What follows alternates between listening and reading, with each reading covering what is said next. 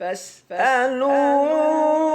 أهل الذكر إن كنتم لا تعلمون۔ السلام علیکم ناظرین، میں ہوں نعیم ناصف اور پروگرام ہے آپ کا سوال، اور ہمارے ساتھ ہمارے مہمان موجود ہیں پہلے کی طرح جناب قاری محمد مصطفیٰ راسخ حافظہ اللہ۔ ناظرین، آپ سوال کرتے ہیں اور ہم ان سوالات کو اپنے مہمان کے سامنے رکھتے ہیں اور اس پر شرعی رہنمائی آپ کے سامنے پیش کی جاتی ہے۔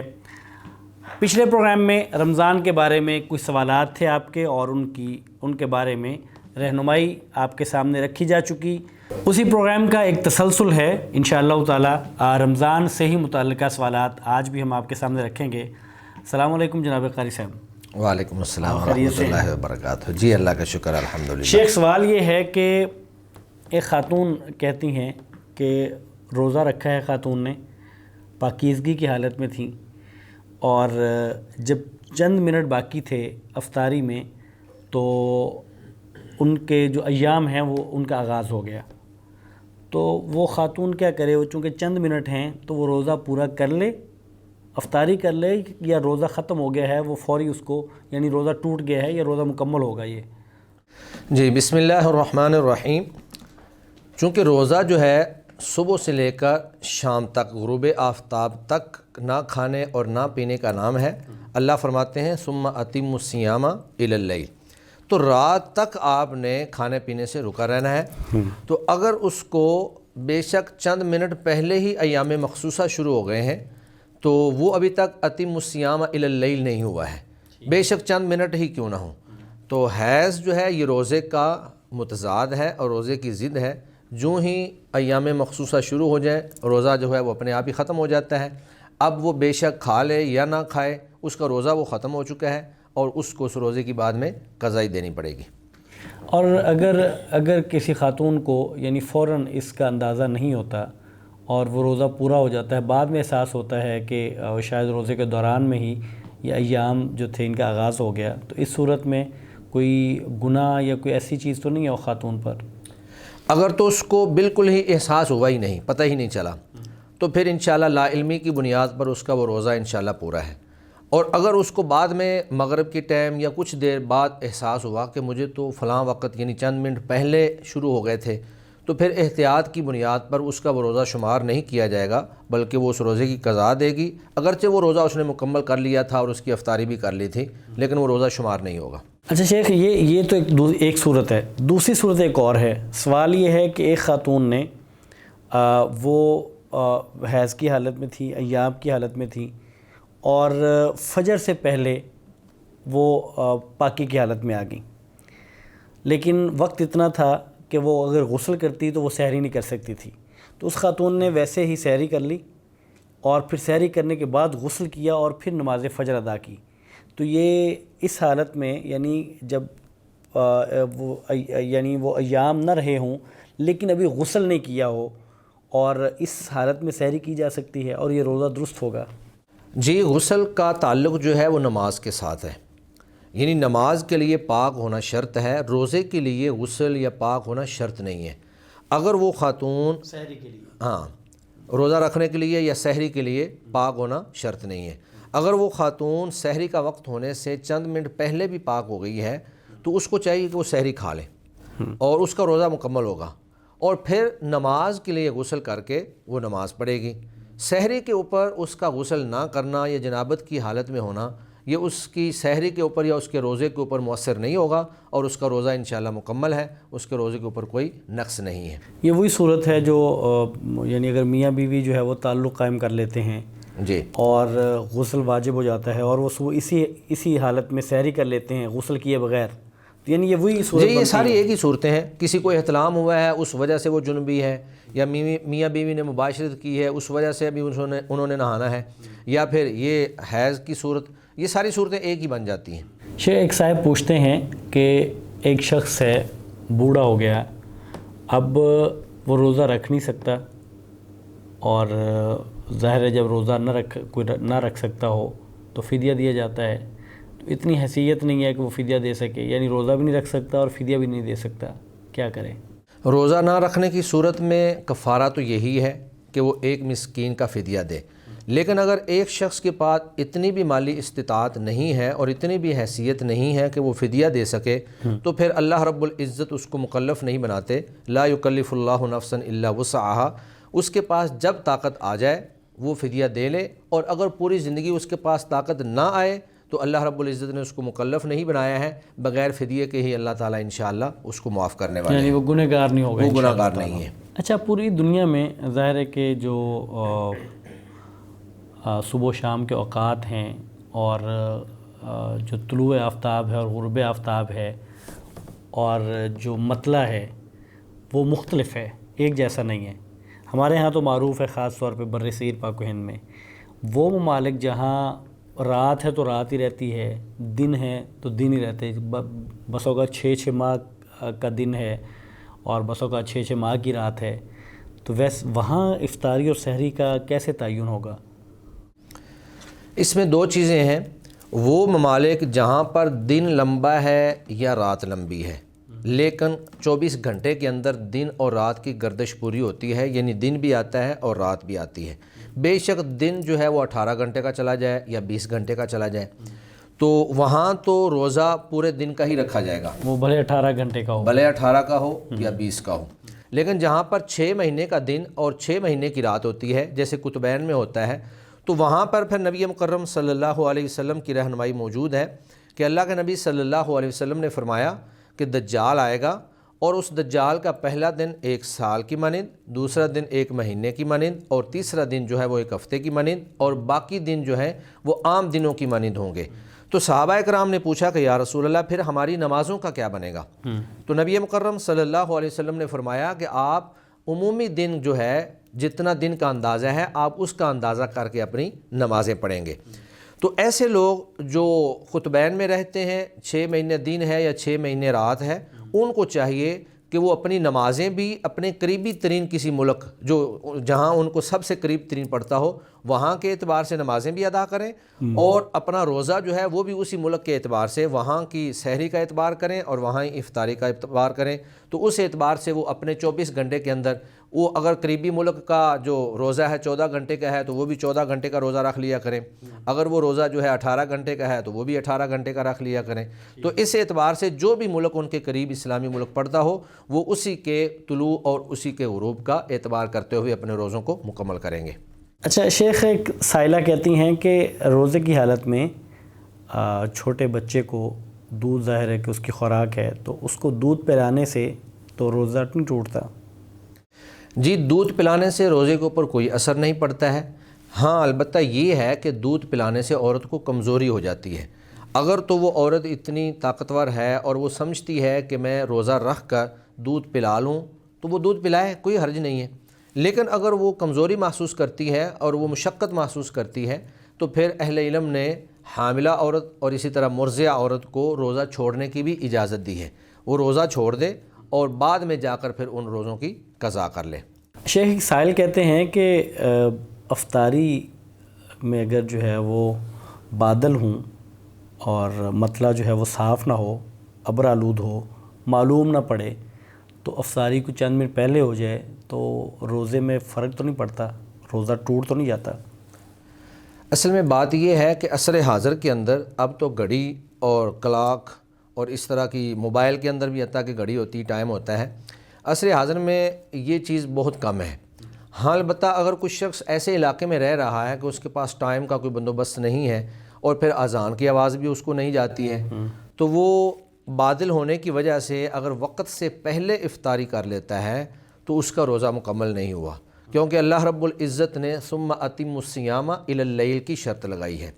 تو چونکہ ابھی تک رات تو نہیں آئی، سورج غروب نہیں ہوا ہے، تو اس کا روزہ نہیں ہوگا اور پھر اس کو قضا کرنی پڑے گی، لیکن اس پر کفارہ اس لیے نہیں ہے کیونکہ اس نے لا علمی میں کی ہے، جان بوجھ کر اس نے روزوں کو نہیں توڑا ہے۔ اچھا، اگر کوئی شخص جو ہے وہ وقت ہو جاتا ہے اور وہ اذان نہیں سنتا، یا اس کو وقت ہو جاتا ہے اذان سنائی نہیں دیتی، یا اذان کا وہ انتظار نہیں کرتا، یوں کہہ لیں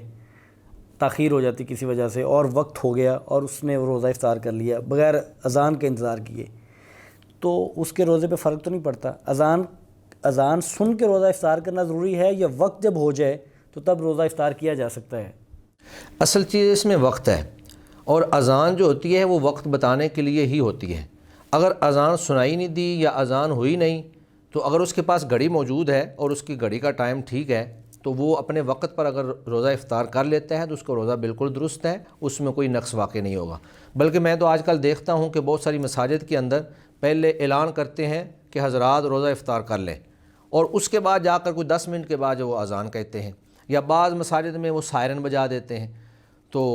ہر وہ چیز، وہ سائرن ہو، وہ اذان ہو، یا وہ اعلان ہو جس سے بتا دیا جائے کہ وقت ہو گیا ہے، تو اصل چیز وقت کو آپ نے فوکس کرنا ہے، آپ نے اذان، سائرن یا ان چیزوں کو فوکس نہیں کرنا۔ نہیں، وہ اذان کی جو برکت ہے، لوگوں کے ذہن میں یہ بات آتی ہے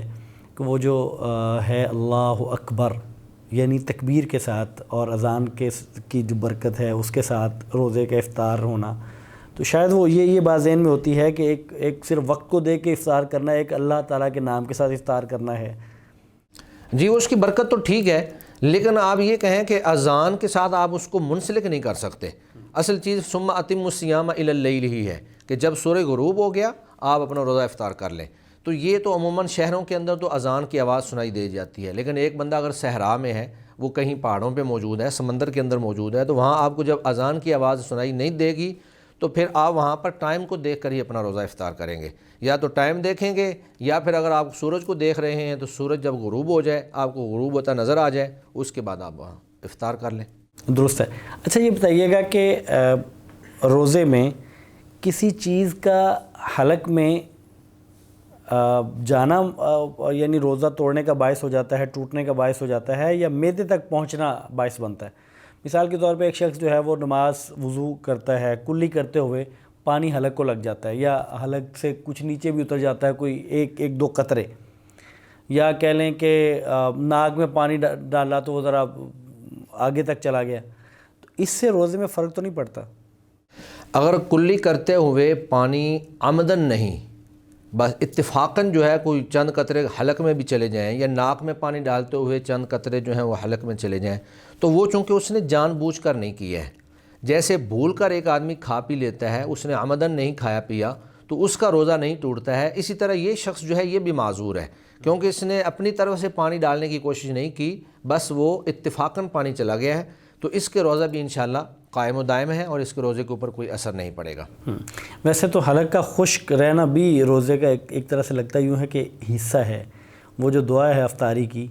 تو اس میں نا کہ رگیں تر ہو گئیں، تو اس کا مطلب یہ ہے کہ رگوں کا خشک رہنا بھی شاید تقاضا ہے۔ نہیں، تقاضا نہیں ہے، عملاً ہو جاتی ہیں، لیکن جب آپ مثلا وضو کرتے ہیں تو وضو میں تو آپ نے کلی کرنی ہے، تو جب آپ کلی کرتے ہیں تو اس کا پانی آپ 100% باہر نہیں نکالتے ہیں، اس کا بہت سارا حصہ جو ہے وہ حلق کے اندر یا منہ کے اندر ہی رہ جاتا ہے، تو جب منہ جو ہے وہ تر ہو جاتا ہے تو اس کی طریقہ اثر حلق تک بھی پہنچ جاتا ہے، تو یہ وہ چیز ہے جو انسان کے استطاعت میں نہیں ہے۔ فاتقوا اللہ ما استطعتم، تو یہ استطاعت سے باہر ہے، تو جو چیز بھی استطاعت سے باہر ہے اس پہ اللہ رب العزت جو ہے وہ مواخذہ نہیں کرتے۔ نہیں تو پھر وابتلت العروق کا مطلب کیا ہے؟ تو وہ یہ ہے کہ جب آپ افطاری کرتے ہیں تو اس میں تو آپ کھلے دل سے پانی پیتے ہیں، تو جب آپ کھلے دل سے پانی پیتے ہیں تو وہ آپ کو ایک راحت اور تسکین محسوس ہوتی ہے، ایک لذت محسوس ہوتی ہے، تو اس میں وہ آپ کی جتنی خشکی، گلے کی خشکی، اسی طرح حلق کی خشکی، حتیٰ کہ پیٹ کی خشکی، وہ ساری خشکی جو ہے وہ دور ہو جاتی ہیں۔ تو یہ گویا کہ ہم اللہ رب العزت کا شکریہ ادا کر رہے ہوتے ہیں کہ اے اللہ، ہم نے افطاری کی ہے، ہماری رگیں تر ہو گئی ہیں، اور ہمیں اللہ تعالیٰ نے سکون اور راحت اور لذت جو ہے وہ اللہ تعالیٰ نے ہمیں عطا فرمائی ہے۔ سائل کہتا ہے کہ شیاطین، حدیث میں آتا ہے کہ شیاطین رمضان میں قید کر دیے جاتے ہیں، جب شیاطین قید ہو جاتے ہیں تو یہ ملاوٹ کون کرتا ہے؟ یہ مہنگائی کون کرتا ہے؟ ذخیرہ اندوزی کون کرتا ہے؟ یہ چوری، ڈکیتی، یہ گالیاں، یہ ظلم، زیادتی، یہ کون کرتا ہے اور کیسے کرتا ہے؟ یہ آپ نے ایک بہت ہی اہم سوال کیا ہے۔ اصل میں شیطان جو ہے وہ 11 مہینے بندے کی تربیت کرتا رہتا ہے، حتیٰ کہ وہ انسان اس کی تربیت کی وجہ سے اس کے اندر بھی شیطانی صفات پیدا ہو جاتی ہیں۔ اب اللہ تعالیٰ شیطانوں کو تو جکڑ دیتے ہیں، بعض روایات کے الفاظ ہیں کہ اللہ تعالیٰ سرکش شیطانوں کو جکڑتے ہیں، یعنی سارے شیطان جو ہیں وہ نہیں جکڑے جاتے ہیں، کچھ جو ہیں وہ کھلے بھی رہتے ہیں، لیکن اگر سارے بھی جکڑے جائیں تو شیطان نے جو محنت کی ہوتی ہے 11 مہینے بندے کے اوپر، وہ محنت فوری طور پہ ختم نہیں ہوتی اور اس کا اثر جو ہے وہ زائل نہیں ہوتا۔ ایک نفس ہے نفس امارہ، جو انسان کو گناہ کی دعوت دیتا ہے اور گناہ پہ ابھارتا ہے۔ اب شیطان اگر انسان کو گمراہ نہ بھی کرے تو اس کا اپنا نفس جو ہے وہ اس کو گمراہ کر رہا ہوتا ہے۔ اور پھر یہ ضروری نہیں ہے کہ شیطان صرف جنوں میں سے ہی ہو۔ قرآن مجید میں اللہ فرماتے ہیں من الجنۃ والناس، یعنی یہ شیطانی صفات والے لوگ جو ہیں یہ جنوں میں سے بھی ہیں اور انسانوں میں سے بھی ہیں۔ تو اب شیطان بند گیا، لیکن وہ شیطانی صفات اور شیطانی تربیت جو انسان کی ہو چکی تھی، یہ اس کا اثر ہوتا ہے جو رمضان کے اندر بھی ہمیں نظر آتا ہے۔ یہی وجہ ہے کہ بہت سارے لوگ جو ہیں وہ مہنگائی کر دیتے ہیں، بہت سارے لوگ جو ہیں وہ کم ماپ تول بھی کر رہے ہوتے ہیں، جھوٹ بھی بول رہے ہوتے ہیں، حتیٰ کہ بہت سارے ایسے لوگ بھی ہیں جو روزہ بھی نہیں رکھتے، اور پھر اگر روزہ رکھ لیں تو بہت سارے ایسے ہیں جو نمازوں کا اہتمام نہیں کرتے ہیں۔ تو یہ سارا وہی شیطانی صفات اور شیطانی تربیت یا پھر انسان کا نفس امارہ، یہ ساری چیزیں جو ہیں یہ انسان کو گناہوں کے اوپر ابھارتی ہیں۔ اچھا شیخ، یہ معروف ہے کہ کوئی اگر روزے کی حالت میں کوئی شخص کھا پی لے بھول جانے کی وجہ سے، تو کہا یہ جاتا ہے کہ کوئی شخص اگر بھول کے کھا رہا ہو یا پی رہا ہو تو جو سامنے جو وہاں موجود ہے وہ اس کو یاد نہ دلائے، کیونکہ اس کو اللہ تعالیٰ کھلا رہا ہے، کیونکہ اس کو اللہ تعالیٰ پلا رہا ہے، تو اس کو کھانے پینے دو، یعنی اسے یہ نہ کہو کہ تمہارا روزہ ہے، اس کو یاد نہ دلاؤ۔ تو یہ بات درست ہے؟ یہ طرز عمل درست نہیں ہے۔ اگر تو وہ بھول کر کھا رہا ہے تو وہ بھولا ہوا ہے اور اس کو اللہ تعالیٰ معاف کر دیں گے بھول کی وجہ سے، نسیان کی وجہ سے۔ لیکن جو بندہ سامنے موجود ہے اس کو یاد ہے۔ اب جس کو یاد ہو اس کو چاہیے کہ وہ منکر کام کو روکے،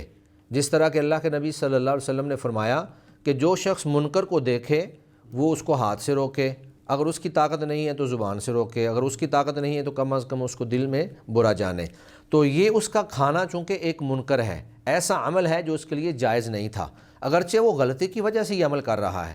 تو یہ دیگر بھی کئی اعمال ایسے ہو سکتے ہیں کہ جہاں انسان بھول کر کوئی غلطی کر رہا ہو تو سامنے والے آدمی کو متنبہ کرنا چاہیے کہ آپ یہ غلطی کر رہے ہیں، آپ اپنی اصلاح کریں۔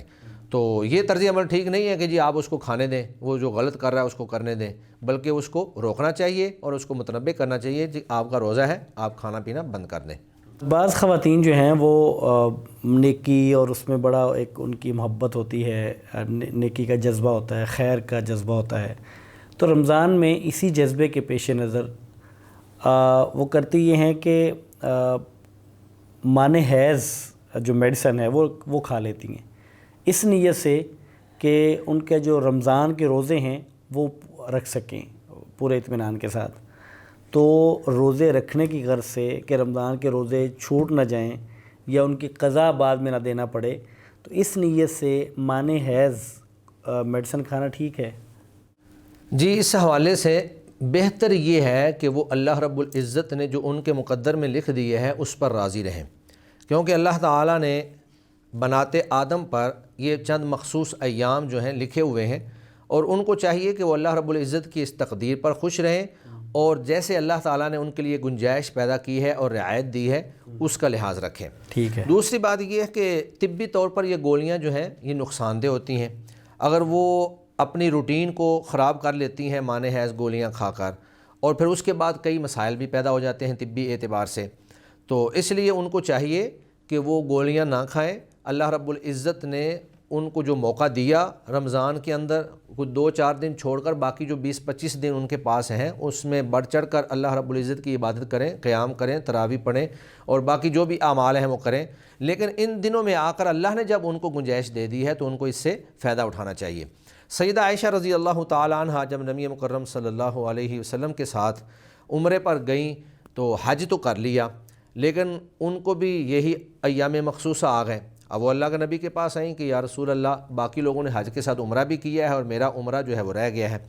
تو نبی مکرم صلی اللہ علیہ وآلہ وسلم نے فرمایا، ان کو تسلی دیتے ہوئے کہا کہ ہاں یہ وہ چیز ہے کتبہ اللہ علی بنات آدم، جنہیں اللہ تعالیٰ نے آدم کی بیٹیوں پر لکھ دیے ہے، تو یہ تقدیر کا حصہ ہے۔ اس لیے نیکی کے شوق سے کوئی ایسا کام نہیں کرنا چاہیے جو انسان کے لیے ہلاکت کا باعث ہو، بیماری کا باعث ہو اور طبی طور پر نقصان دہ ہو۔ اور اللہ فرماتے ہیں وَلَا تُلْقُوا بِأَيْدِيكُمْ إِلَى التَّهْلُكَةِ، اپنے آپ کو ہلاکت میں مت ڈالو۔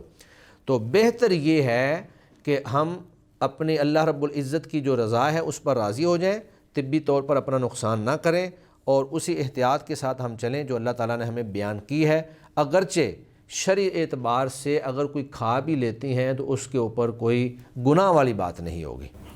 شیخ سوال یہ ہے کہ روزہ جب اپنا احساس دلا رہا ہو تو بعض افراد جو ہیں وہ اس وقت سوئمنگ پول میں چلے جاتے ہیں نہانے کے لیے، یا پانی میں اپنے آپ کو پانی میں رکھتے ہیں، یا بعض افراد جو ہے وہ گیلی چادر لے کے پانی کے ساتھ بھگو کے اپنے اوپر لے لیتے ہیں، کپڑے گیلے کر لیتے ہیں، یا بعض ایسا بھی سنا گیا کہ منہ میں برف رکھ لیتے ہیں، آگے وہ حلق سے نیچے نہیں پانی جاتا لیکن منہ میں رکھ لیتے ہیں۔ تو ان چیزوں سے روزے پر فرق تو نہیں پڑتا؟ جی، اگر گرمی کی شدت ہو تو اس شدت کو کم کرنے کے لیے سوئمنگ پول میں جا کر نہا لینا، یا ٹیوب ویل پہ جا کر نہا لینا، یا کہیں کسی بھی جگہ پر آپ نہا لیں تو اس سے روزے پہ کوئی فرق نہیں پڑتا ہے۔ اسی طرح اگر آپ اپنے اوپر چادر گیلی کر کے لے لیتے ہیں، یا آپ کسی اے سی والے کمرے میں بیٹھ جاتے ہیں، کیونکہ روزہ ٹوٹتا ہے کھانے سے یا پینے سے۔ اگر آپ نہاتے ہیں، اگر آپ اپنے اوپر گیلی چادر لے لیتے ہیں، یا آپ جو ہے اے سی والے کمرے میں بیٹھ جاتے ہیں، تو کوئی نہیں کہے گا جی آپ نے کچھ کھایا ہے یا آپ نے کچھ پیا ہے۔ تو جب آپ نے کھایا پیا نہیں ہے تو اس لیے ان چیزوں کا روزے کے اوپر کوئی اثر نہیں پڑتا۔ باقی رہا یہ کہ آدمی منہ کے اندر برف رکھ لے، تو برف کا معاملہ یہ ہے کہ اس کا ایک احتمال ہے کہ وہ آپ کے گلے سے نیچے بھی جا سکتی ہے۔ اگر تو آپ کو پورا کنٹرول ہے اور آپ سمجھتے ہیں کہ گلے سے نیچے پانی بھی نہیں جائے گا اور برف بھی نہیں جائے گی، تو پھر اس میں بھی گنجائش ہے، کوئی اس میں حرج والی بات نہیں ہے۔ لیکن اگر اس میں خدشہ ہو اور احتمال، اغلب امکان یہی ہے کہ برف جو ہے وہ نیچے جا سکتی ہے، تو پھر اس کو احتمال کی بنیاد پر یہ منہ میں نہیں رکھنی چاہیے۔ یہ تو ایسی ہے کہ کوئی بندہ کہے کہ میں جو ہے حلوہ جو ہے یا کوئی کھانا جو ہے اپنے منہ میں رکھے رکھتا ہوں، تو اس کا اثر جو ہے وہ نیچے چلا جائے گا۔ تو اس میں واضح طور پر ممانعت والی بات کوئی نہیں ہے، صرف آدمی کے اپنے کنٹرول کی بات ہے کہ اگر وہ کنٹرول کر سکتا ہے تو کوئی حرج نہیں ہے، اور اگر اس کو خدشہ ہے کہ یہ پانی یا برف جو ہے گلے سے نیچے اتر جائے گی تو پھر اس کو اس سے بچنا چاہیے، مشکوک معاملہ ہے۔ اچھا، یہ جو روزے کی سختی ہے، یعنی سختی کا مطلب یہ گرمی جب شدت کی ہو، اچھا اسی مناسبت سے ہمارے ہاں جو ہمارے مزدور پیشہ ہمارے دوست ہیں، بھائی ہیں، ظاہر ہے کہ جب گرمی شدید ہو اور کام بھی بڑا کہہ لیں کہ وزنی ہو یا سخت کام ہو، تو اس میں ان کے لیے کوئی نرمی اور گنجائش کی صورت ہے کہ وہ روزے میں روزہ چھوڑ سکتے ہوں، یا کام کی شدت اور گرمی کی شدت؟ شریعت نے جو گنجائش دی ہے وہ صرف دو بندوں کو دی ہے، ایک مریض ہے اور دوسرا مسافر ہے۔ اس کے علاوہ شریعت نے کسی کو گنجائش نہیں دی ہے۔ ہاں، البتہ اگر کوئی مزدور یہ محسوس کرتا ہے کہ وہ اگر روزہ رکھے گا تو اس کی صحت کے اوپر یا اس کی ہلاکت کا خدشہ ہے یا اس کے بیمار ہونے کا خدشہ ہے، تو وہ روزے چھوڑ سکتا ہے، لیکن اس کو بعد میں قضا کرنا پڑے گی۔ لیکن افضل یہ ہے کہ مزدور ہوں یا کوئی بھی مشقت والا کام کرنے والے لوگ ہوں، اگر ان کے پاس اللہ نے کچھ صلاحیت ان کو دی ہے، طاقت دی ہے، تو وہ اپنے کام جو ہیں وہ کم کر دیں اور روزہ رکھ لیں۔ اور اگر وہ سمجھتے ہیں کہ نہیں ہم تو ڈیلی بیسس پہ مزدوری کرنے والے لوگ ہیں، اگر ایک دن بھی ہم نے مزدوری نہ کی تو ہمارا چولہا نہیں چلے گا، تو شیخ ابن باز رحمۃ اللہ علیہ ان کا خیال ہے کہ اس طرح کے لوگوں کے لیے گنجائش موجود ہے، وہ روزہ چھوڑ دیں اور بعد میں اس کی قضا کر لیں۔ اچھا شیخ، دیکھیں ایک مسئلہ یہ بھی لوگوں کو درپیش رہتا ہے کہ پاکستان میں ایک شخص پاکستان سے سعودیہ گیا، جب پاکستان میں تھا تو اس کا چوتھا روزہ تھا، اور جب وہ سعودیہ پہنچا تو وہاں ایک روزہ، چونکہ چاند ایک دن پہلے نظر آ جاتا ہے، تو وہاں اس وقت 5واں چل رہا تھا۔ ٹھیک ہے۔ اب یہاں اس کے 4 ہوئے تھے، وہاں گیا تو گویا کہ وہاں تو 5واں تھا۔ اب اگر مہینہ 29 کا ہے تو یہ سارے روزے بھی سعودیہ میں بیٹھ کے رکھے تو اس کے تو 28 بنیں گے، اور وہاں چاند نظر آ جائے گا عید کا، تو اس صورت میں یہ کیا کرے؟ یہ اپنے 29 روزے پورے کرنے کے لیے عید کے دن روزہ رکھے، یا بعد میں رکھے، عید کے بعد رکھے گا، یا رکھے گا ہی نہیں؟ کیا کرے گا؟ جی، یہ بڑا اہم سوال ہے اور اکثر لوگ اس حوالے سے پوچھتے رہتے ہیں۔ اس کی 2 صورتیں ہیں۔ ایک تو یہ ہے کہ پاکستان سے سعودیہ گیا، یہاں چوتھا روزہ تھا، وہاں 5واں تھا، اور اتفاق سے 29 روزے ہو گئے، اب اس کے 28 ہوئے ہیں۔ تو عید والے دن روزہ رکھنا تو منع ہے، اللہ کے نبی صلی اللہ علیہ وسلم نے عید والے دن روزہ رکھنے سے منع فرمایا ہے۔ تو وہ آدمی جو ہے ایک روزے کی بعد میں قضا کرے گا، عید والے دن وہ روزہ نہیں رکھے گا، بلکہ اس حدیث پر بھی عمل کرے گا کہ تم افطاری اس دن کرو جس دن سارے لوگ افطاری کریں، روزہ اس دن رکھو جس دن سارے لوگ روزہ رکھیں، اور عید الفطر اس دن پڑھو جس دن سارے لوگ عید الفطر پڑھیں۔ تو وہ وہاں کے معاشرے کے ساتھ اور وہاں کے لوگوں کے ساتھ عید کی نماز پڑھے گا، اس دن روزہ نہیں رکھے گا، اور شوال کے کسی دن جا کر وہ ایک روزہ اپنا مکمل کر لے گا اگر وہاں اس کے 28 ہوئے تھے۔ دوسرا اس کا ایک مسئلہ یہ بھی بسا اوقات بن جاتا ہے کہ ایک بندہ سعودیہ میں تھا، اب وہ وہاں سے پاکستان آیا، تو جب وہ وہاں سے آیا تو وہاں 5واں روزہ تھا، یہاں پہ چوتھا روزہ یہاں تھا، ایک زیادہ ہو جائے گا، یہاں ایک روزہ زیادہ ہو جائے گا۔ تو اب اس کے اگر 30 بھی پورے ہو جاتے ہیں تو اس نے 31واں روزہ جو ہے، یہاں پہ روزہ ہے لوگوں کا، تو وہ پھر روزہ چھوڑے گا نہیں، بلکہ اس کو چاہیے کہ وہ روزہ بھی رکھ لے تاکہ لوگوں کے ساتھ مل جل کر اس کا روزہ ہو، اور یہ روزہ اس کا نفلی روزہ بن جائے گا، اس روزے کا اس کو ثواب مل جائے گا۔ اچھا شیخ، نکسیر پھوٹنے سے روزہ ٹوٹتا ہے، یعنی خون ظاہر ہے کہ آتا ہے، ناک کے ذریعے خون باہر آتا ہے، تو اس سے روزہ ٹوٹتا ہے کہ نہیں ٹوٹتا؟ نکسیر سے روزے پہ کوئی اثر نہیں پڑتا ہے، اس کی وجہ یہ ہے کہ نکسیر کا خون باہر نکلتا ہے نہ کہ اندر جاتا ہے، تو روزہ ہر اس چیز سے ٹوٹتا ہے جو آپ منہ کے ذریعے اندر داخل کرتے ہیں، کھانے کی چیز ہو یا پینے کی کوئی چیز ہو، تو نکسیر سے تو خون باہر نکل رہا ہے، تو خون نکلنے سے جو ہے روزے کے اوپر کوئی اثر نہیں پڑتا ہے۔ سوال یہ ہے کہ ایک شخص ظاہر ہے کہ جو ہمارے منہ میں لعاب ہوتا ہے وہ حلق سے نیچے جاتا رہتا ہے، اس سے تو کوئی فرق نہیں پڑتا۔ اب ایک شخص کے دانت سے خون بہتا ہے مثال کے طور پہ، یا چوٹ لگ گئی یا ویسے ہی اس سے خون بہتا ہے، تو وہ بھی لعاب کے ساتھ اگر حلق سے نیچے اترتا رہے تو اس سے روزہ تو نہیں ٹوٹتا؟ اس خون کا حکم بھی لعاب والا ہی ہوگا، یہ بھی ایسی ہے کہ جیسے منہ کا لعاب ہے، تو جب لعاب کے ساتھ وہ جا رہا ہے اور بندے کو اس کا علم بھی نہیں ہے، یا اگر علم ہے اور وہ قدرت نہیں رکھتا کہ وہ بار بار تھوکے یا اس کو باہر نکالے، تو پھر وہ اس کی استطاعت سے خارج ہے، اس لیے اس خون سے اس کے روزے پر کوئی اثر نہیں پڑے گا، یہ ایسے ہی ہے جیسے اس نے لعاب کو یا تھوک کو اس نے نیچے نگل لیا ہے۔ شیخ، ایک صاحب پوچھتے ہیں کہ اگر کوئی شخص اپنی بیوی کے ساتھ بیٹھا ہو اور بات چیت کرتے ہوئے اور مطلب قریب بیٹھے ہوئے اگر منی کا اخراج ہو جاتا ہے یا مزی کا اخراج ہو جاتا ہے تو اس سے روزہ ٹوٹ جاتا ہے؟ جی، بیوی کے ساتھ میل جول یا بوس و کنار کی حالت میں اگر تو منی خارج ہو جاتی ہے تو پھر تو اس سے روزہ فاسد ہو جائے گا اور ٹوٹ جائے گا، اس بندے کو قضا دینی پڑے گی اور ایک روزہ بعد میں رکھنا پڑے گا، لیکن کفارہ نہیں ہوگا؟ نہیں، کفارہ نہیں ہوگا، کیونکہ اس نے جماع نہیں کیا ہے، یہ صرف میل جول سے ہے اور بوس و کنار سے ہی منی جو ہے وہ خارج ہوئی ہے، اور اگر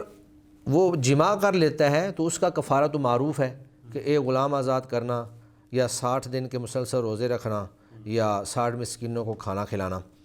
اور دوسری بات ہے کہ منی خارج نہیں ہوتی ہے بلکہ مزی خارج ہوتی ہے، تو منی جو ہے یہ وہ پانی ہوتا ہے جو ٹپک کر شہوت کے ساتھ خارج ہوتا ہے، لیکن مزی سے مراد وہ پانی ہے جو لیس دار، اور اس میں شہوت تو ہوتی ہے لیکن اس انداز کی نہیں ہوتی ہے جس طرح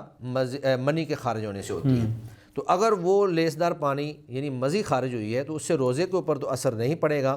اس سے وضو ٹوٹ جاتا ہے، روزہ جو ہے وہ قائم رہتا ہے، روزے کے اوپر اس کا کوئی اثر نہیں ہوتا ہے۔ اچھا شیخ جی بتائیے گا کہ یہ جو ہمارے ہاں ٹوتھ پیسٹ ہے یا مسواک ہے، مسواک میں بھی مختلف جب آپ درختوں کی سے اتارتے ہیں کو ٹہنی اور اس کو مسواک بناتے ہیں تو ذائقے مختلف ہوتے ہیں، اسی طرح ٹوتھ پیسٹ ہے تو اس کا بھی وہ ایک ٹیسٹ ہے جو جب آپ کرتے ہیں تو حلق تک وہ ٹیسٹ جاتا ہے، تو یہ ٹوتھ پیسٹ ہو یا مسواک ہو ان کا جو ذائقہ چلا جاتا ہے حلق میں، اس سے روزے کو نقصان ہوتا ہے؟ اس سے روزے کو کوئی نقصان نہیں ہوتا ہے۔ ٹوتھ پیسٹ جو ہے وہ بھی ہم مسواک کے اوپر ہی قیاس کریں گے، اللہ کے نبی صلی اللہ علیہ وسلم اور صحابہ کرام جو ہیں وہ مسواک کیا کرتے تھے، اللہ کے نبی صلی اللہ علیہ وسلم نے یہ فرمایا ہے کہ آپ نے روزے کی حالت میں وَبَالِغْ فِي الْإِسْتِنْشَاقِ إِلَّا أَن تَكُونَ صَائِمًا، کہ آپ جب کلی کریں یا ناک سے پانی جاڑیں تو آپ نے روزے کی حالت میں اس میں مبالغہ نہیں کرنا ہے، یعنی ناک میں پانی زیادہ نہیں چڑھانا ہے یا کلی کرتے ہوئے پانی زیادہ نہیں ڈالنا ہے، تو اسی طرح مسواک کرتے ہوئے بھی روزے کی حالت میں یا ٹوتھ پیسٹ کرتے ہوئے روزے کی حالت میں آپ زیادہ مبالغے سے کام نہیں لیں گے بلکہ احتیاط کے ساتھ آپ کریں گے، باقی رہا اس کا ذائقہ تو ذائقہ جو ہے وہ روزے کے اوپر اثر انداز نہیں ہوتا ہے. ذائقہ بے شک اس کا کوئی بھی ہو، کسی بھی درخت کی وہ مسواک ہو یا کوئی بھی ذائقے والی جو ہے ٹوتھ پیسٹ ہو، انشاءاللہ اس سے روزہ آپ کا قائم رہے گا. کہیں مسلمان اور غیر مسلم اکٹھے رہتے ہوں اور مسلمان ظاہر ہے انہوں نے روزہ رکھا ہو کسی کمپنی میں کام کرتے ہوئے یا ویسے ہی کہیں اکٹھے مطلب ان کا اٹھنا بیٹھنا ہو، اور مسلمانوں نے روزہ رکھا ہو اور افطاری کا وقت ہو گیا، مسلمان افطاری کرنے لگے، تو کیا وہ غیر مسلموں کو دعوت دے سکتے ہیں اپنے ساتھ افطاری کرنے کی؟ روزہ دراصل ایک اسلامی شعائر ہے اور جس نے روزہ رکھا ہے وہی افطاری کرے گا. تو غیر مسلم جو ہیں وہ چونکہ اس عبادت پہ عمل نہیں کر رہے ہوتے، نہ انہوں نے روزہ رکھا ہوتا ہے، اس لیے کوشش یہی کی جائے کہ ان کو افطاری میں دعوت نہ دی جائے. لیکن اگر بسا اوقات یہ بھی ہوتا ہے کہ کسی کمپنی کے اندر ان کا کھانا اکٹھا پکتا ہے اور اکٹھے ہی سارا کھانا کھاتے ہیں، تو اس صورت میں اگر وہ بیٹھ بھی جائیں تو پھر ان کو اٹھایا نہیں جائے گا. ان کے ساتھ اچھے اخلاق کا مظاہرہ کرتے ہوئے، شفقت کا مظاہرہ کرتے ہوئے، اسلام کے حسن اخلاق اور شاندار روایات کو سامنے رکھتے ہوئے ان کو اٹھایا نہیں جائے گا. لیکن سپیشل جو ہے نا ان کو افطاری کی دعوت بھی نہیں دی جائے گی. بلکہ میں تو یہ کہتا ہوں کہ ہمارے وہ مسلمان بھائی جو روزہ نہیں رکھتے ہیں لیکن افطاریاں کرتے ہیں، تو میں کہتا ہوں کہ ان کو بھی افطاری میں نہیں بلانا چاہیے، کیونکہ افطاری تو اس کے لیے جس نے روزہ رکھا ہے. تو ایک بندہ روزہ ہی نہیں رکھتا ہے اور صرف وہ افطاریاں بھگتاتا رہتا ہے، تو میرے خیال میں یہ روزے کی جو ہے نا توہین ہے اور روزے کے ساتھ جو ہے مذاق ہے اور استخفاف ہے. خون دینے سے روزہ ٹوٹ جاتا ہے؟ خون دینے سے روزہ نہیں ٹوٹتا ہے، کیونکہ اس سے خون باہر نکالا ہے آپ نے اندر کوئی چیز نہیں ڈالی ہے. وہی اصول ضابطہ جو پہلے بیان ہو گیا. جی. اچھا، وہ خون مسلمان کو دیا جائے یا غیر مسلم کو برابر ہے؟ جب آپ خون نکال رہے ہیں، اصل ہم نے یہ دیکھنا ہے کہ آپ نکال رہے ہیں. اب وہ کسی کو بھی دیا جائے یا کسی کو بھی نہ دیا جائے، بسا اوقات جو ہے وہ ضائع بھی ہو جاتا ہے. وہ مسلمان کو دیں، غیر مسلم کو دیں، لیکن اس میں یہ ہے کہ اگر خون نکالنے کے بعد آپ کو کمزوری محسوس ہو رہی ہے، اور عموماً کمزوری محسوس ہوتی ہے، چکر وغیرہ آتے ہیں، تو اگر کمزوری کا خدشہ ہے اور اس سے نقصان کا خدشہ ہے تو پھر اہل علم کہتے ہیں کہ آپ روزہ توڑ دیں اور پھر اس کی قضا کر لیں. لیکن انسانیت کو بچانے کے لیے، کسی انسان کو بچانے کے لیے آپ خون دے دیں، اس کو آپ ترجیح دیں. اگر ایک شخص روزہ نہیں رکھ پاتا بیماری کی وجہ سے یا بڑھاپے کی وجہ سے اور وہ اپنا فدیہ دینا چاہتا ہے، تو فدیہ کس کو دے؟ یعنی فدیے کا مستحق کون ہوگا؟ اور کیا وہ جو زکوٰۃ کا مستحق ہے وہ وہی فدیے کا مستحق ہوگا یا اس سے مختلف ہو سکتا ہے؟ روزے کے فدیے کے حوالے سے اللہ رب العزت نے قرآن مجید کے اندر بڑا واضح ارشاد فرمایا ہے کہ وَعَلَى الَّذِينَ يُطِيقُونَهُ فِدْيَةُ طَعَامِ مسکین، کہ ایک مسکین کا کھانا. تو روزے کا فدیہ جو ہے وہ صرف مساکین کو ہی دیا جا سکتا ہے، باقی جو مصارف زکوٰۃ ہیں وہاں پہ اس کو خرچ نہیں کیا جا سکتا ہے. اچھا شیخ، سوال یہ ہے کہ ایک شخص روزہ رکھتا ہے لاہور میں اور پھر اسے سفر کرنا ہے جہاز کے ذریعے یا ٹرین کے ذریعے، وہ کراچی پہنچتا ہے، تو یہاں لاہور اور کراچی میں تقریباً آدھے گھنٹے کا فرق ہے سحر و افطار میں. تو جب روزہ اس نے رکھا یہاں پہ ہے تو افطاری وہاں کرے گا، تو وہاں جا کے کراچی کے ٹائم کے مطابق کرے گا یا لاہور کے ٹائم کے مطابق کرے گا؟ وہ جس جگہ پر موجود ہے اس نے اسی وقت کا اعتبار کرنا ہے. اگر وہ کراچی چلا گیا ہے تو بے شک وہ آدھا گھنٹہ لیٹ ہو گیا ہے یا پھر اس کا روزہ آدھا گھنٹہ لمبا ہو گیا ہے، لیکن جن لوگوں کے اندر وہ موجود ہے، جس مقام پر وہ موجود ہے، اس نے افطاری وہاں ان لوگوں کے ساتھ اور اسی مقام کے مطابق کرنی ہے. اس میں ایک اور چیز میں اخبارات میں پڑھ رہا تھا کہ یہ جو دبئی کے اندر بہت بڑی بلڈنگ بنی ہے برج الخلیفہ، کہتے ہیں کہ اس کی سب سے اوپر والی منزل اور نیچے والی منزل جو ہے اس میں سورج غروب ہونے کا کوئی تقریباً 20 منٹ کا فرق ہے. تو اس اعتبار سے بھی ایک بندہ اگر سب سے اوپر والی منزل پر موجود ہے تو وہ افطاری اس وقت کرے گا جب اس کو سورج غروب ہوتا نظر آئے گا، اور جو نیچے موجود ہے وہ افطاری اس وقت کرے گا جب اس کو سورج غروب ہوتا نظر آئے گا. تو گویا کہ بلڈنگ اگرچہ ایک ہے لیکن سورج جب اوپر والے کو 20 منٹ بعد میں نظر آ رہا ہے غروب ہوتا، تو اس کی افطاری بھی بعد میں ہوگی. یہ نہیں ہو سکتا کہ نیچے تو افطاری کا وقت ہو گیا اور وہ اوپر اپنی آنکھوں سے سورج کو دیکھ رہا ہو اور وہ افطاری کر لے. اس کے اوپر پھر وہ اتم الصیام الی اللیل والی جو بات ہے، آیت ہے، وہ مصداق پورا نہیں ہوتا. اسی طرح ہم بسا اوقات دیکھتے ہیں کہ ہم نیچے افطاری کر رہے ہوتے ہیں، سورج غروب ہو رہا ہوتا ہے، اوپر سے جہاز گزر رہا ہوتا ہے، تو وہ جہاز کے اوپر دھوپ جو ہے لگ رہی ہوتی ہے. اب وہ جہاز والے کہیں کہ ہم تو لاہور کے اوپر سے گزر رہے ہیں اور لاہور میں افطاری کا ٹائم ہو گیا، ہم بھی افطاری کر لیں، تو ان کی افطاری وہ درست نہیں ہوگی. جب ان کو سورج غروب ہوتا نظر آئے گا اس وقت وہ افطاری کریں گے. اچھا شیخ، سوال یہ ہے کہ اگر کوئی خاتون پردہ نہیں کرتی تو پردہ نہ کرنے کی وجہ سے بھی روزہ ٹوٹ جاتا ہے؟ پردہ نہ کرنا اگرچہ ایک گناہ کا کام ہے، کیونکہ شریعت نے خواتین کو، عورتوں کو پردہ کرنے کا حکم دیا ہے، لیکن اس کا روزے کے ساتھ کوئی تعلق نہیں ہے۔ اگر کوئی عورت پردہ نہیں کرتی ہے تو اس کا روزہ قائم رہے گا، لیکن اس کو پردہ کرنا چاہیے اور اللہ کی شریعت کے اوپر عمل کرنا چاہیے۔ شیخ سوال یہ ہے کہ عام طور پہ جو ڈرائیور حضرات ہیں وہ بس کے ہوں، وہ ٹرک کے ہوں، یا جن کا ایک کہنے کا روزگار یہ ہے کہ انہوں نے سفر میں ہمیشہ رہنا ہوتا ہے، یہاں لاہور سے ملتان، ملتان سے کراچی، اسلام آباد، پنڈی، مطلب سارا دن سفر میں، تو یہ لوگ چونکہ مسافر ہیں ایک طرح سے، بظاہر تو مسافر لگتے ہیں، تو کیا ان کا حکم مسافر والا ہی ہوگا کہ چاہیں تو روزہ چھوڑ سکتے ہیں؟ جی یہ مسافر ہی ہیں اور ان کا حکم مسافر والا ہی ہے۔ اگرچہ سفر میں روزہ رکھنے کی اجازت بھی ہے، اگر وہ طاقت محسوس کریں اور آسانی محسوس کریں تو رکھ لیں، لیکن اگر وہ مشقت محسوس کرتے ہیں تو وہ روزہ نہیں رکھیں گے، بلکہ وہ نمازیں بھی سفر کے اعتبار سے ہی قصر اور جمع کر کے بھی پڑھیں گے، اور روزہ جو ہے وہ بھی نہیں رکھیں گے۔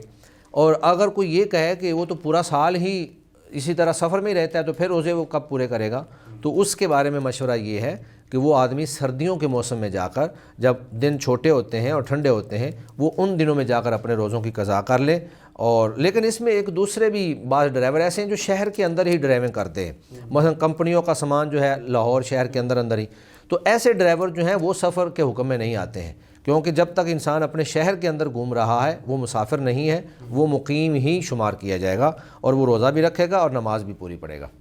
شیخ سوال یہ ہے کہ بعض لوگ جو ہے وہ رمضان کے مہینے میں جو 3 عشرے ہیں ان کی ایک تقسیم کرتے ہیں، اور ان کا خیال یہ ہے کہ جو پہلا عشرہ ہے اس کی خاص دعا ہے یا حی یا قیوم برحمتک استغیث، اور پھر دوسرے عشرے کی الگ سے دعا ہے کہ استغفر اللہ ربی من کل ذنب واتوب الیہ، تیسرے عشرے کی دعا ہے اللہم اجرنی من النار۔ تو کیا یہ احادیث سے ثابت ہے اس طرح کر کے اس کی تقسیم اور یہ خاص دعائیں؟ رمضان کا مہینہ ہے ہی دعاؤں کا مہینہ ہے، اس مہینے میں کثرت سے دعائیں کرنی چاہیے، افطاری کے وقت، دیگر اوقات میں،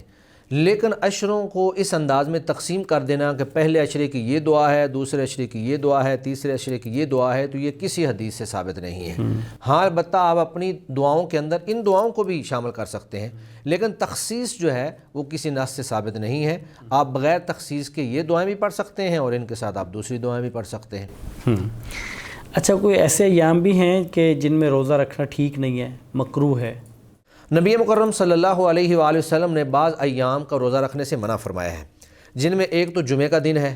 آپ صلی اللہ علیہ وسلم نے فرمایا کہ جمعے کے دن کو روزے کے ساتھ خاص نہ کرو، الا یہ کہ آپ اپنی روٹین میں کچھ روزے رکھ رہے ہوں اور اس میں جمعے کا دن بھی آ جائے، مثلا ایام بیز کے آپ روزے رکھ رہے ہیں 3، تو اس میں اگر جمعہ آ گیا تو کوئی حرج نہیں، لیکن خاص جمعے کا روزہ رکھنا جو ہے یہ آپ صلی اللہ علیہ وسلم نے منع فرمایا ہے۔ اسی طرح عید الفطر اور عید الاضحیٰ، عیدین کے دن روزہ رکھنا بھی آپ صلی اللہ علیہ وسلم نے منع فرمایا ہے۔ اسی طرح ایام تشریق جو بقرہ عید میں 11، 12 اور 13 تاریخ جو ہے وہاں روزے رکھنے سے بھی آپ صلی اللہ علیہ وسلم نے منع فرمایا ہے۔